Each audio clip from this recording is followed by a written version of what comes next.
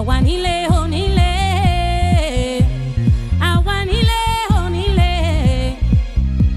Wayo. Since antiquity, African people have been known for their rich oral tradition and colorful storytelling, qualities that in modern times have laid the foundation for a multi-billion-dollar industry known as hip-hop. Yet despite our mastery of the spoken word, the written word, formed into books and manuscripts, has always played a significant role in African life and culture.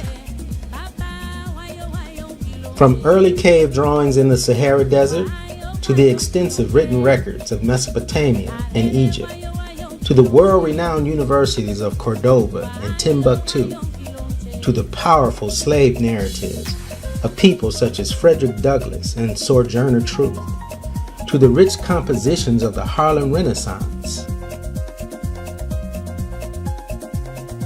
The rise of Pan-Africanism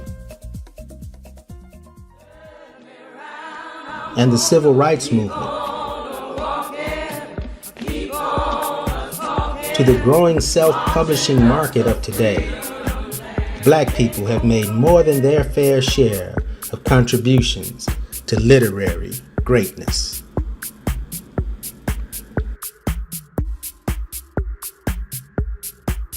Today, in 2016, a humble visionary by the name of Asada continues the work of the ancestors by founding the Soulful Chicago Book Fair.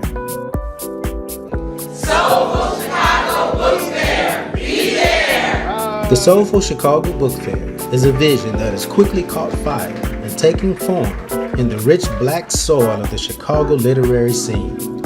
A vision that provides support and encouragement to many other visionaries with something important to say. On Saturday, July 16, 2016, that vision came to life at the cross-section of such historic communities as Woodlawn, Inglewood, and Bronzeville, running east to west on 61st Street between Cottage Grove and Martin Luther King Drive. Chicago will never be the same again.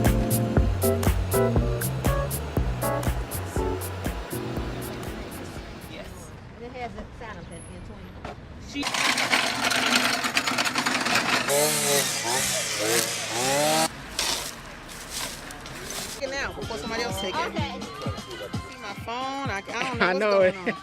on. Great day. Oh, you're looking at it. Oh, yeah. That's Lexi. Don't play women's voice. All right. You ready for the big day? Yes, I am. All I'm right. excited. Yeah, this is my team right here. Hey, team, what's Ready to up? help me out. The Ray Ray team. What's your job, young man? Activities. So glad you're here and supporting this great effort. Of course. This is fantastic. Isn't it beautiful? Come on. Okay. I need me some brothers too. But that's all right. I mean, Would you you got to see count this your float? blessings. Do you see this float? That float is beautiful, Asada. It's just gorgeous. Wow. So y'all get up there and get a nice seat.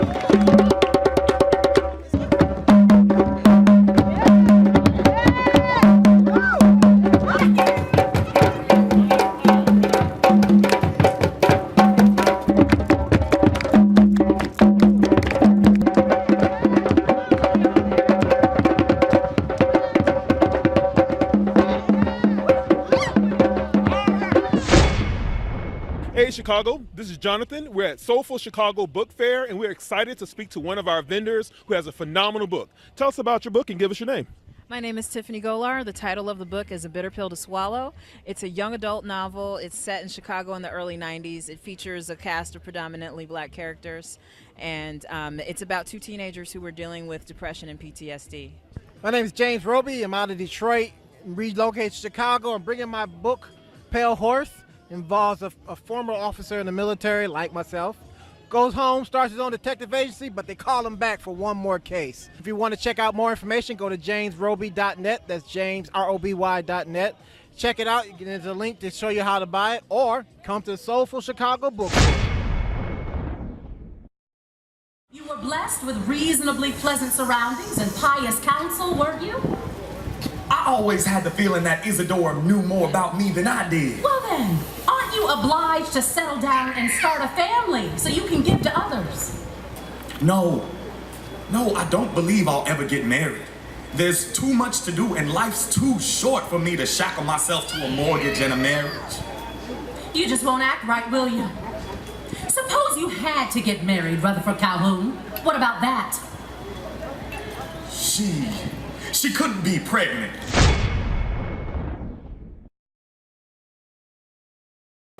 But our children, the formative years are the most critical years in the whole development cycle. So if we're going to teach our kids something about Black history, Black culture, the earlier the better. So this is why I think if we begin right in place with children, and in this workbook, there's so many areas that we can cover, from African folklore to proverbs to African American history to mime. There's so many things that we could do to capture the interests of children, and of course you have to have music.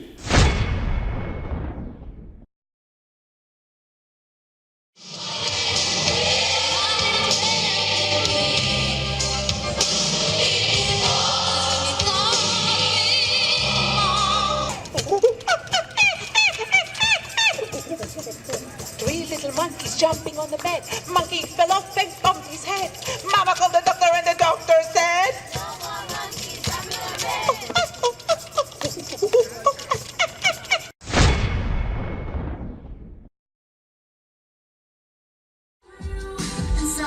Oh yeah, oh yeah. You got to like a feeling.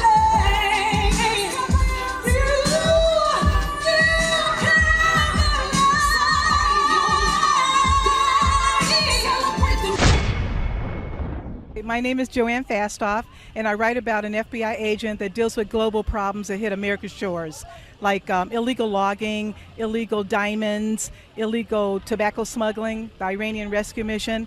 So my protagonist is not inept, he's not comic relief, and he's not a sidekick. He's a supervising agent in the FBI.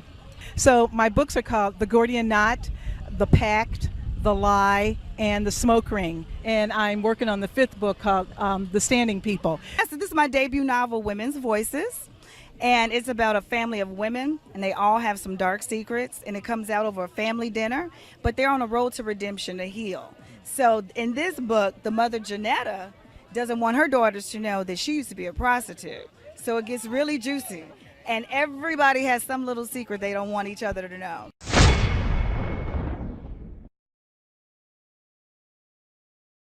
who is you?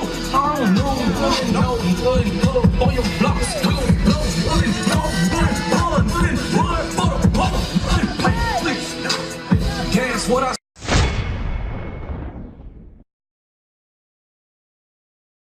People face struggles and injustice. In spite of odds, we came up winning. You can trust this. Y'all see proof in the metropolis that flourished, making way for the movement which was nourished, building on unity, forging revolution, standing up for our future. They were marching right. That it came with a price of many a black person's life. Fact that it helped them to grow up proud enough to wear an afro. So I'll tell you what makes it y'all say.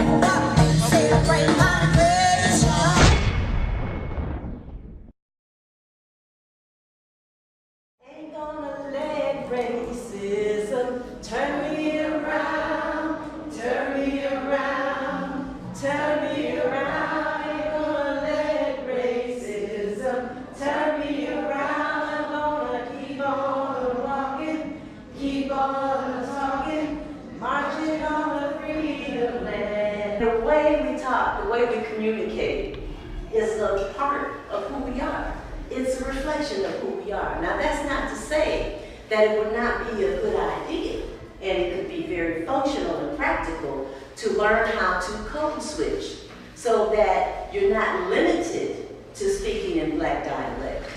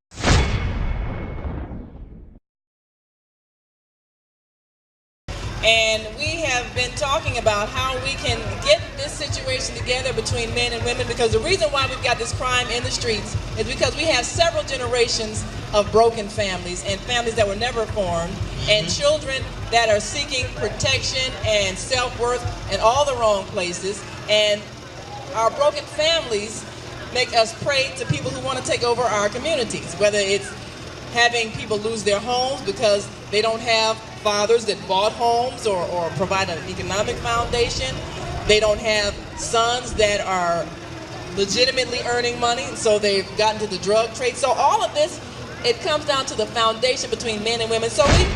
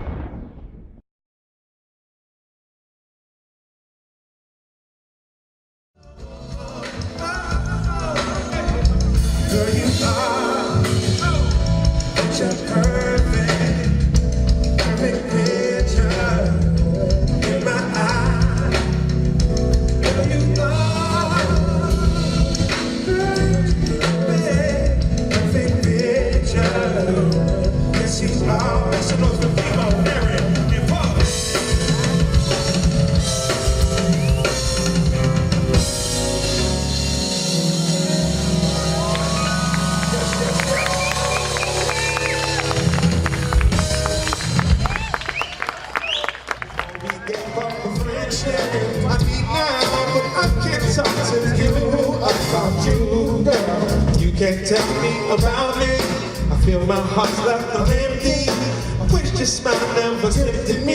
You see, I've been in love, being in love, hey, being in love.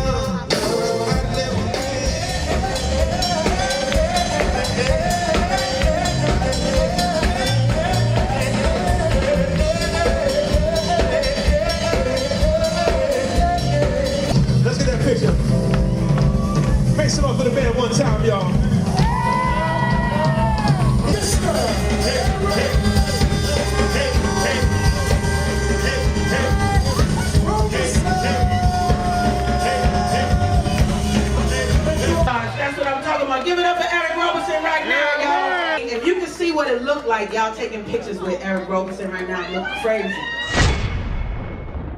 So, how was that? It was amazing, right? See, to me, this whole movement is about seeing the event through your lens. You know, we have a viewpoint because we organize the event, but then there's this viewpoint of so many of you that we need to hear, you know, the viewpoint from the author, the viewpoint from the person who attended, because we are going to rebuild this literary energy in Chicago. We're going to take control of it. This is our baby. This is what we're going to do. And so this event is important because it circles it out. It closes it out, looks at 2016 and what the event meant to us, right? But then here comes 2017, where we're going to do things on a whole nother level and really make it so that this movement is felt and that you all are honored. People that people would never probably even think to honor, that's who we're going to honor. We're going to honor you, the writers that come together, take your thoughts, put it into some form, and we're going to celebrate it in you. 2017, baby, be ready. The Soulful Chicago Book Fair succeeded in its core mission to create the counter-narrative to Chicago's reputation for violence and bolster a renewed appreciation for literacy and the literary arts in the Black community. This 6-block, author-centric literary celebration provides a platform for our stories to be told, while inspiring future thinkers to bring to life their thoughts through the written word. As the sun sets on the first ever Soulful Chicago Book Fair, we look to the bright horizon that greets us and say, Ashe, Ashe, Ashe.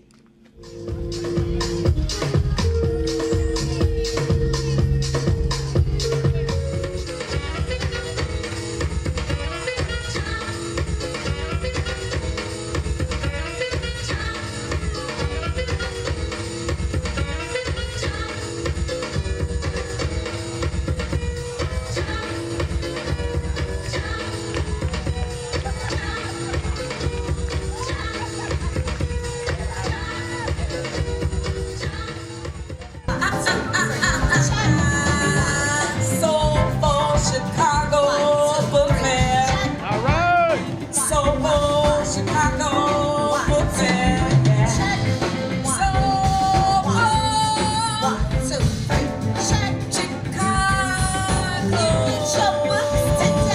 Book Fair. All up on 61st Street. We got authors. Authors galore. Look at all those people. It's a beautiful thing, y'all. Yes. All these African American authors, the griots, have gathered on 61st Street In Woodlawn. It's a dream manifested to reality. First, revealed to me by a sister named Asada Kirkland. Asada Kirkland held it in her mind and found wonderful, bright hearts, energetic people to help. And I'm just a witness. I'm a witness. My name is Maggie Brown. This is my sister Africa Brown. How y'all doing?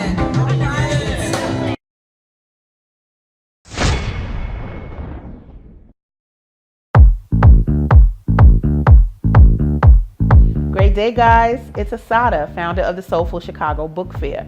Here today, though, to bring you in on something Chicago has never seen, and that's the Soulful Chicago Kwanzaa Book Fair. What is that? We are bringing over 50 Black writers again to the south side of Chicago in the spirit of Kwanzaa and those 7 principles that are so important to our people. We're talking about 2 floors, 1 floor for adults, 1 floor for children, all kinds of genres, beautiful music, good food, just an incredible day at a very important school, and that's the Woodlawn Community School right here in Woodlawn that has an Afrocentric base and was founded by Lauren Cress Love, who is the sister of Dr. Francis Cress Welsing. Take a little peek at what's in store on December 17th.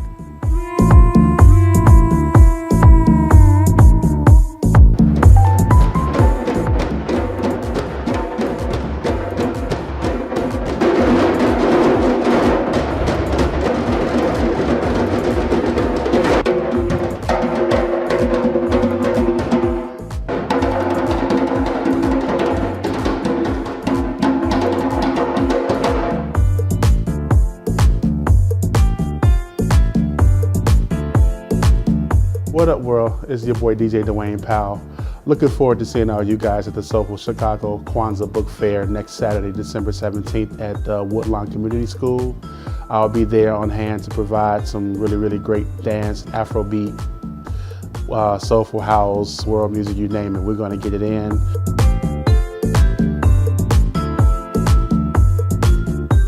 Hey, Black child, be what you could be. Learn what you must learn. Do what you could do. And tomorrow, your nation will be where you want it to be.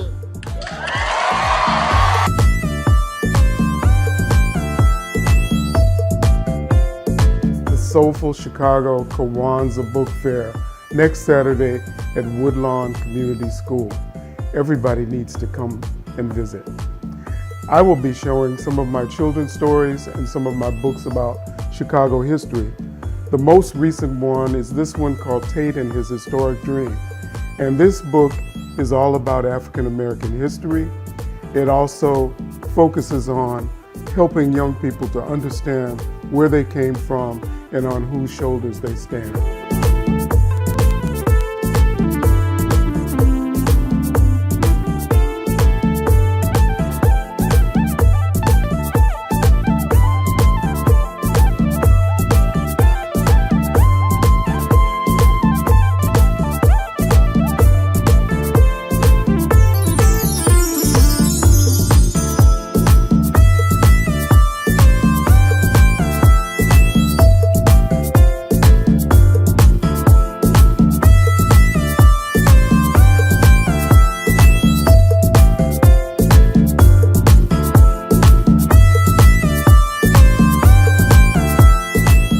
This event is going to be amazing.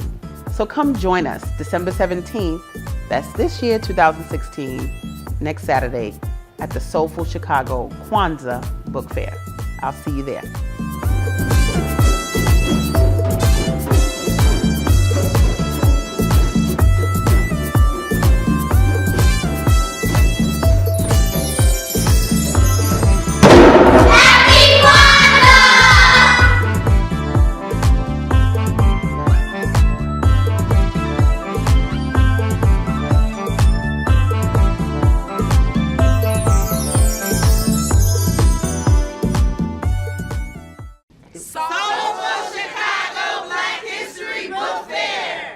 Hey family, this is Charles Humphrey of MCH Publishing, and I'm here with Ashada, and we at the Soulful Chicago Book what?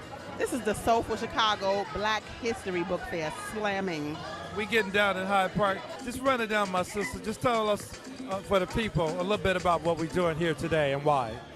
You know, this is the Soulful Chicago Black History Book Fair, and this month is very important. I feel like we don't give it the type of recognition that it needs. But beyond that, I do all things literary, and we have so many ancestors that have taken a tradition of writing and done great things. Well, we have those of us that are carrying on that tradition, and nobody knows about them until now. So the Soulful Chicago Black History Book Fair is allowing us to tell our stories according to ourselves for our own benefit, and it's just beautiful. I mean, you could have been here today if you wasn't here, but if you were, it's been amazing. People came in consistently, children, and we have children's authors, we have nonfiction authors, we have fiction authors. This is really good, and it's about taking our own power in our own hands and doing what we do on the literary tip, though. Right. I gotta work, but I can't help it. Everything going to school. Not just about bring my African shit like this. Bring it back.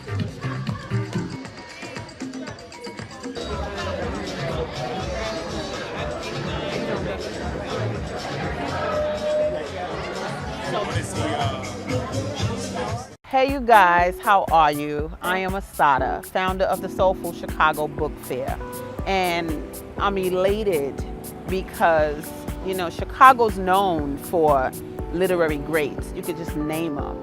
Gwendolyn Brooks, Richard Wright, and even where I'm standing right this second is the block where Lorraine Hansberry was raised. So when you talk about the greatness of literary life in Chicago then, I need you to know that the Soulful Chicago Book Fair is going to breathe literary life into the world today. The Soulful Chicago Book Fair is so profound because there's actually no other book fair like it on the planet.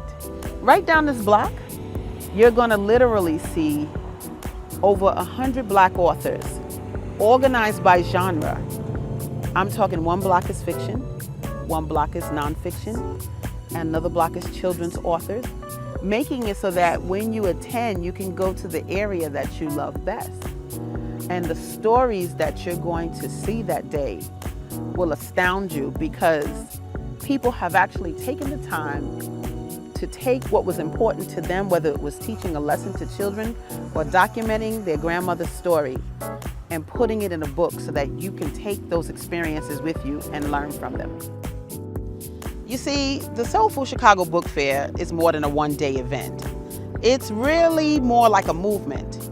We've been doing events every single month since the beginning of the year to help authors shape themselves, learn more, and connect with each other so that they get a better result out of delivering these awesome books that they have. And so in January, we had a publishing workshop we did in conjunction with Books Inc. Literary Services. Then we went into spoken word and we did a whole series called Microphone Check. Just writing helps me to just center, calm down, focus, and I can get through my day. You know, it's a way to deal with my 3 children. It's a way to deal with my marriage, deal with the struggles I'm going through. So. I love money, but I hate math. I'm like, nigga, please don't make me laugh. For the most part, it's a release for me, and it's, you know, a chance for me to let go of some of my thoughts and things like that. And then sometimes I surprise myself. I feel like, oh, I kind of like that. We want to thank you all for coming tonight. Another great event that we did was called Black Authors Unite. And the beautiful thing about Black Authors Unite is that not only did authors come together to network, but we had dynamic activities. One activity was the Battle of the Genres, where you had to go with your own genre and they had to come up with something extemporaneous to say to show why they were the strongest genre. This is called Battle of the Genres up in here tonight. Yes. Nonfiction, it's honest, it's truth. Speaking truth, this is the genre. Gives honor to the voices shared. Children's books are colorful and cute. They educate our children and help them to compute. Ta-da! Ready? The fiction section is coming at you. Tell the stories that'll grab you. Fiction, fiction, fiction, fiction. Then we would have at those same networking events where you couldn't introduce yourself. No, your partner had to introduce you. And those exercises really help authors in a very succinct way introduce an author, introduce their book, and then not make it about themselves, but to make it about the person that they were working with. And then there's also Article 88. Jericho's Revenge. Jericho's Revenge. Now, I don't know about you, but once you crack those books open, it's going to be like... Yes. All right, so that's Navi Robbins. He writes some great books, and as you can see, if you like to read, there's a lot to read here. It's a very, very wonderful book. It breaks it down for children so that children will be able to be proficient in getting the education that we all know our children sorely need. So it's a great book. Hope you all get a copy. What we're seeing with the whole Soulful Chicago Book Fair movement, we have something to say, but one, we're not alone here saying it, and we're here to validate ourselves and give power to ourselves as we share the stories that you'll find on July 16th, 2016 at the Soulful Chicago Book Fair.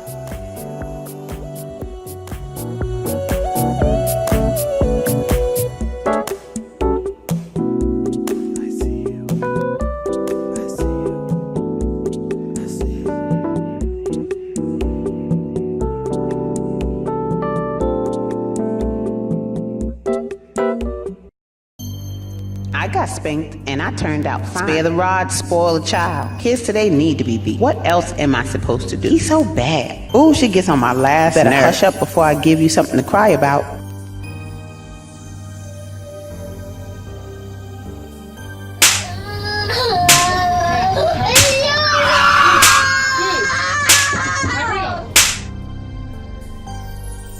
It was important that I write the book, Beating Black Kids. I'm old-fashioned, and I believe, you just can't let a child do anything. I think it's okay, long as you don't abuse them. It's needed to a certain point.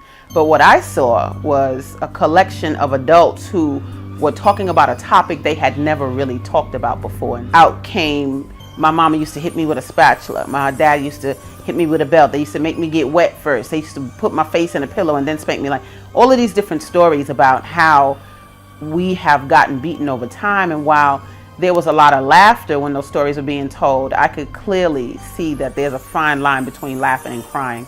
And I knew that it was time for me to write a book about handling the situation. And so it's very obvious that this came from being a slave, from a slavery experience. And that whole spare the rod, spoil the child. The shepherd did not beat the sheep with the rod. He guided them with the rod. And so it is just obvious that that came from a slavery experience. And we have to know how to differentiate those things and then just use some discernment in terms of doing what's best for our children and not breaking their spirits. With regards to how we discipline our children, first of all, I always tell people that discipline, if you look at the etymology of the word, it comes from disciplina, which is the Latin root meaning teach. And so when you discipline a child, you are teaching them. But when you use corporal punishment and you hit our children, you're not teaching them anything. They're actually not going to do it again out of fear. They're not doing it out of reason. The frustration that we feel from being powerless in a society and all of the things that come along with that, those issues are not to be taken out on our children when we get home.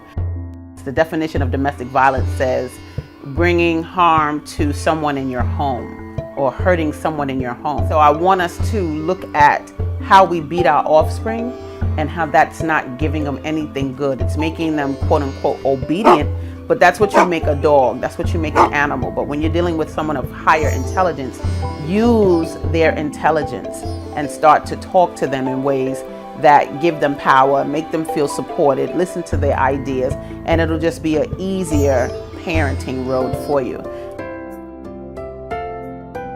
There's a part of the brain called the regulatory part of the brain, and that's the part of the brain that helps you make decisions in times of adversity. Well, if they have that toxic stress before they're even 4, that part of the brain does not develop. And so you're looking at a community full of people with no regulatory equipment. So we need to be bringing a different generation of people up with a different consciousness. Make sure that the kids feel good and alive while they're living. Don't be upset after they die and after there's all these senseless killings. Let's treat them well while they're living, and then we'll see a different impact. The adults want to be upset, but you taught the children the violence when they were young, and it's the tools they have. I feel like, hitting children is such a skillless. We need to foster behavior that builds them up, and that just changes the way, like we talk to each other, talk to your discipline. Because discipline, we're using it a lot to describe hitting children, and this is not directly to you, LaShawn, but it's to just all of us, because I've heard it interspersonally, and discipline. My book is sold in Switzerland, Germany, Tasmania, Nigeria, Sudan, Canada, all over the world. And so people all over the world are telling me, as far as Germany, that my book is making a difference in the lives of the people that other people touch, but also in the lives of many parents and families who now no longer beat their children because they read my book. A lot of people ask me if I'm going to write another book, and I'm not ready to write another book, but what I will say is that there is a high demand for the book in Spanish and in French. My book is not punitive, my book is not accusatory, but there are solutions replete throughout the whole book. It really is just about being engaged with your child. They're not going to become respectful and trustworthy through you telling them and demanding it. They're going to become that way from observing you and then emulating what they see. And so in my parental code of ethics that I wrote, one of my favorite lines is, I will only seek excellence in my child if I am excellent myself. And so that's what I say is the #1 key to making sure you have great children is checking yourself.